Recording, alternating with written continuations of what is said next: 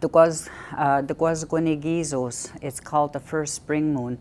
And Zigun is the season of spring. And in both the Passamaquoddy and our the Passamaquoddy have stories about the seasons being women.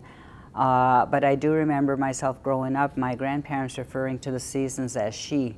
So the seasons are women. So the spring is the youngest girl. You know, that's the one that is playful and is learning and is learning how to tap the maple syrup from the trees. The one, we used to make, because I remember my grandfather used to have a maple sugaring camp, and I wanted to go so bad, but I wasn't allowed to because obviously it was all males at the camp at the time. But there were times the women went. My grandmother used to go, but my grandmother would have to stay home to watch the other children. But I was always just looking out the window, really said, oh, I wish I could go there too, and stuff, you know. But he would bring back these buckets, and I remember them boiling them down and down and down, and you'd see all of this sap, and then all of a sudden you see it down, and it's only a little bit. But we used to make candy in the snow with it as well. So it's good memory, and in our language we have a word, zulgal, you know, sugar. But it's from that first sweetener that we had, which was maple sugar. You know, maple sugar was our first sweetener, you know, and stuff. So we use anything that's sweet. We have that zulgal in front of it, or makwan, you know, makwani pugad, you know, meaning it tastes so sweet, you know, whether it's a cake or something like that, candy, makwani pugad. And so makwan comes from that word of maple syrup.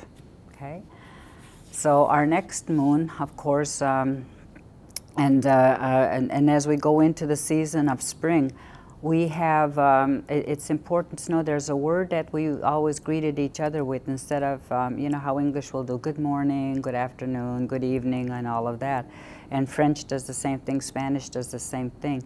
In my language, we never really greeted each other with the morning. We would always say, Dangakalo Gil. And we would say, Mejdebeskun Gillo, you know, I am one with spirit, how are you? And, but in the spring, it was always important to greet each other, Ksigunau Soltiben, Ksigunau Soltiben, meaning, thank goodness we've survived a harsh winter and we get to see each other in another season, you know, and so it's not like it is today where we can turn the heat up when we're cold.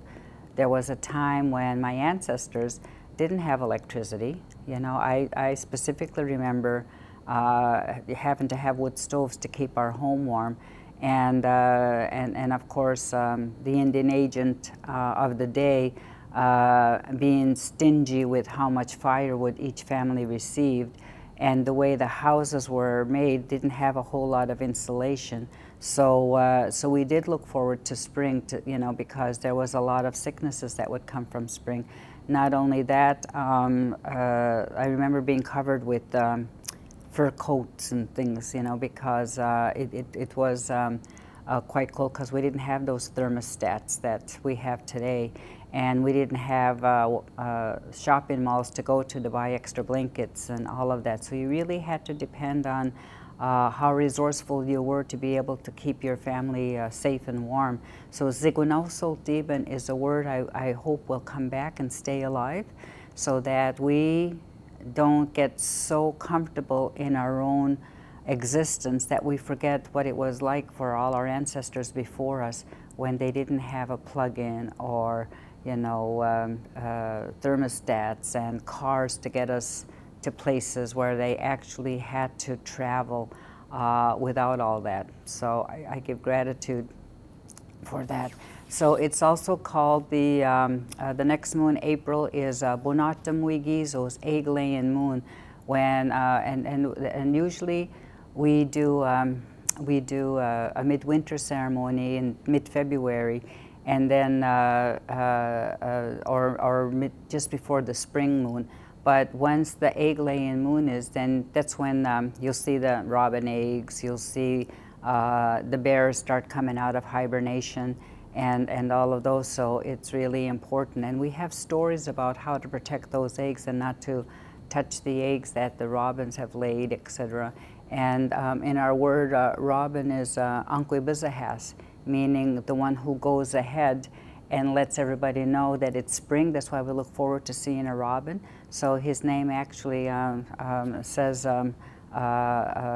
it's okay, you guys can come out now, you know, the season has changed, spring is here. And another way that they're calling robin is Chili-chila or Chila-chili, meaning the one who sings for the new season, because we're supposed to sing for the new seasons. And so we sing with the birds, not let them do all the singing by themselves, and that's why we have songs to celebrate each season. Okay, just gonna take a drink. Yeah.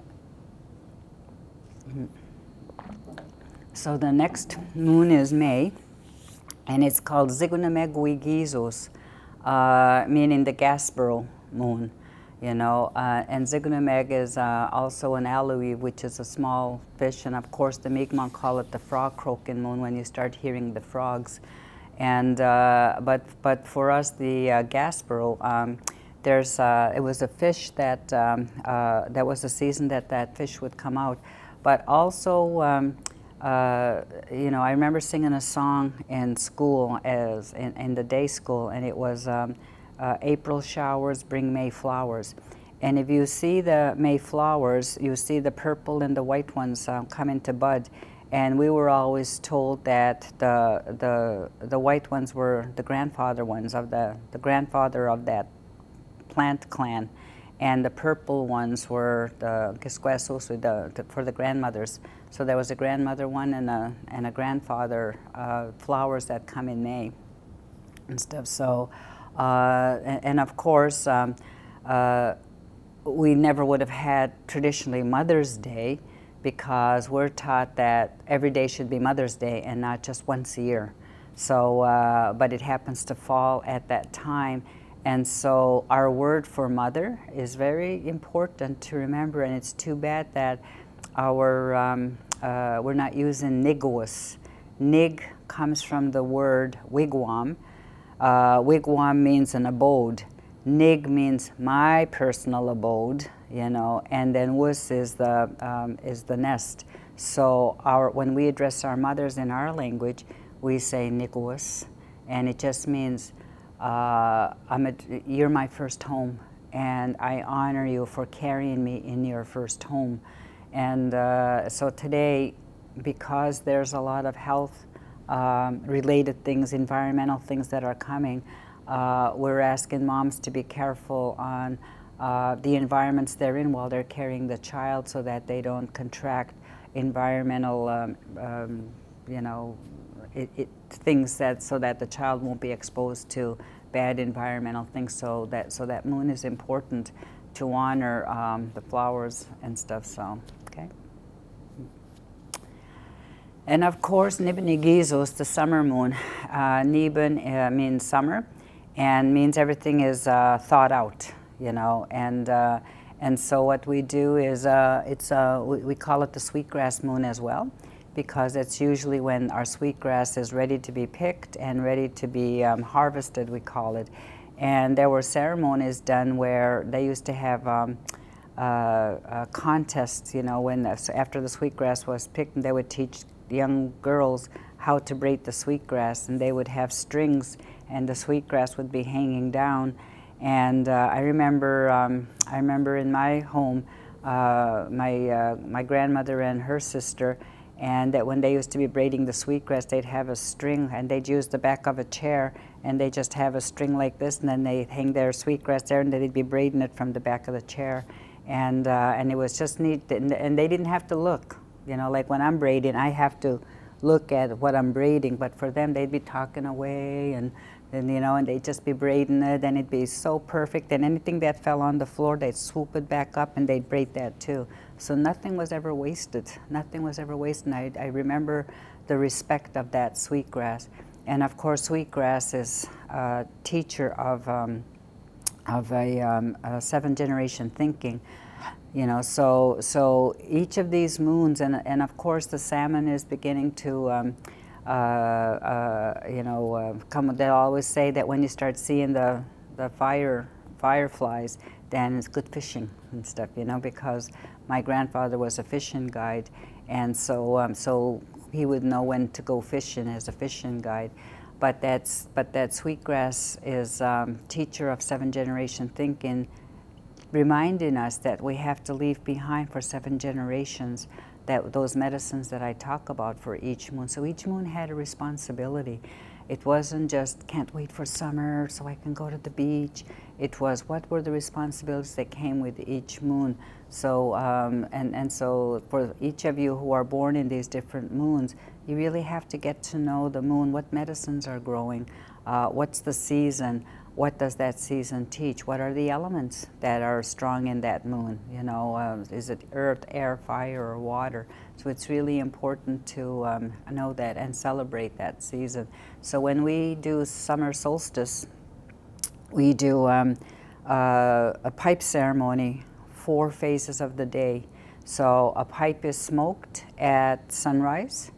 Another pipe is to honor that day and to honor the spirits. And we're told that on summer solstice, that's when all the spirits are stronger and our ancestors are checking up on us to see what we're doing ceremonially.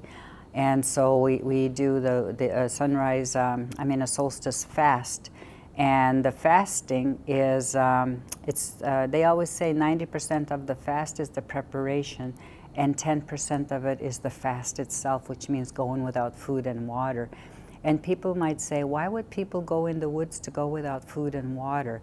And but the reason is to teach us how to sacrifice, so that our bodies can take, you know, time out without food and water for those who don't have to have medication, you know. And it's just to learn how to sacrifice physically, so that